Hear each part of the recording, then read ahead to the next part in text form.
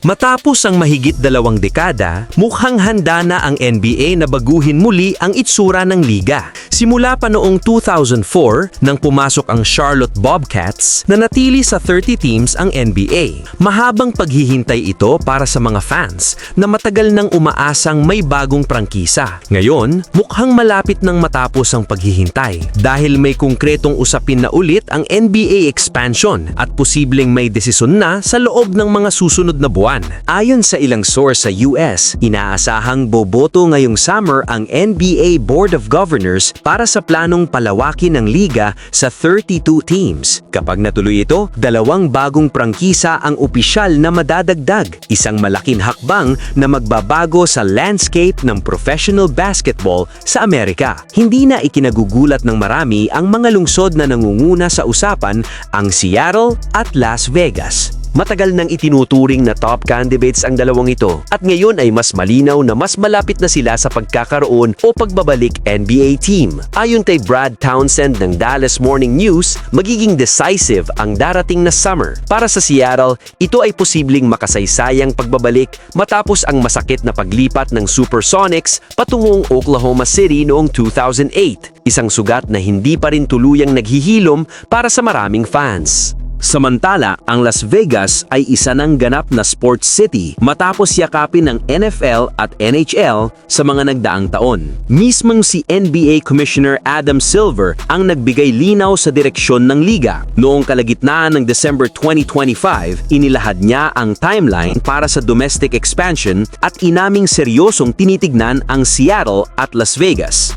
Ayon kay Silver, matagal ng plano ang expansion, ngunit ngayon lang umano nag-align ang tamang kondisyon para gawin ang final na hakbang. Kapag nadagdagan ng 2 team, aasahan din ang conference realignment. Posibleng ilipat sa Eastern Conference ang mga kupunang tulad ng Pelicans at Grizzlies para mas balanse ang East at West. Malaki ang magiging epekto nito sa scheduling, rivalries at maging sa playoff picture sa mga susunod na taon. Habang mainit ang usapan sa US expansion, tuloy rin ang pagtingin ng NBA sa global stage. Patuloy ang pakikipag-usap ng liga sa FIBA para sa NBA Europe Project, isang senyales na hindi lang lokal kundi pandaigdigang paglago ang target ng NBA sa hinaharap. Samantala, natalo nga kanina ang Los Angeles Lakers ng Oklahoma City Thunder kahit wala sa lineup ng OKC si Shai Gilgeous-Alexander. Marami ang nagtaas ng kilay sa naging takbo ng laro, lalo na sa mga desisyong ginawa ng coaching staff ng Lakers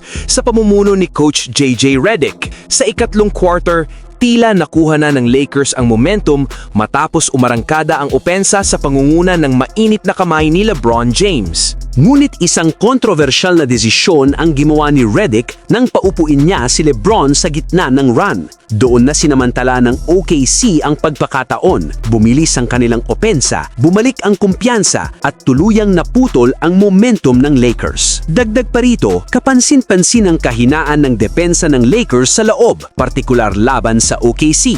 Marami ang tumuturo sa mabagal na depensa ni DeAndre Ayton na hindi raw nakasabay sa mabilis na galawan ng Thunder.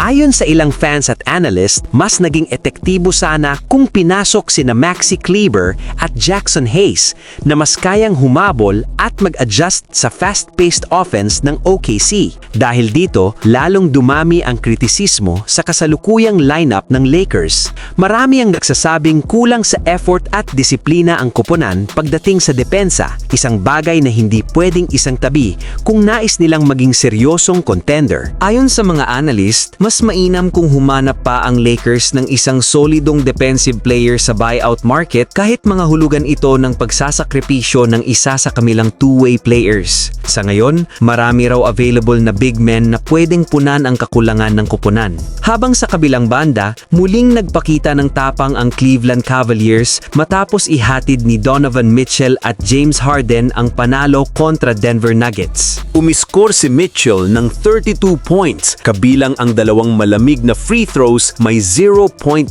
seconds na lang. Tumapos naman si James Harden na may 22 points at 10 rebounds, habang si Nikola Jokic ay naglista ng triple-double, ngunit sumablay ang potential game winner sa buzzer. Isang gabi ng drama, diskarte at clutch moments sa NBA.